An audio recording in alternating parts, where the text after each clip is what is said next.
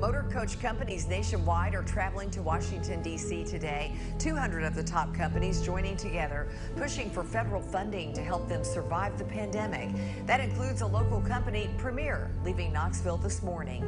They tell us they understand the need for social distancing, but need help if they're going to make it much longer without passengers. The motor coach industry, even though it carries a similar number of daily domestic passengers as the airlines who have received direct funding from the government, the motor coach industry has received no direct funding. Premier is one of more than 3,000 motor coach companies nationwide that annually carry more than 600 million passengers.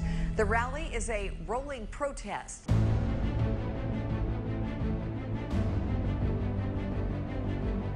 %99 of our vehicles are shut down, and the companies in the country are shut down due to COVID-19.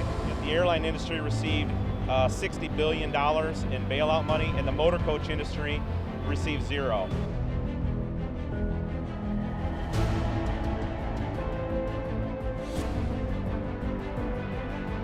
And some of these bus operators are saying that coming here is really about them fighting to stay alive.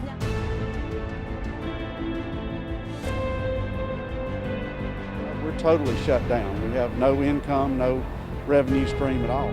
Motor coach drivers from all over the country say Congress and the White House are ignoring their industry. The industry has been virtually decimated. These motor coach companies say that over 80% of their trips have either been canceled or simply not booked to begin with, and about 90% of the industry's 100,000 workers have been laid off. 90%. No motor coaches in terms of tourism, but they also transport essential workers, they transport the U.S. military, they transport FEMA, sports teams, school kids, you know, all the people that we don't even think about moving back and forth across the country.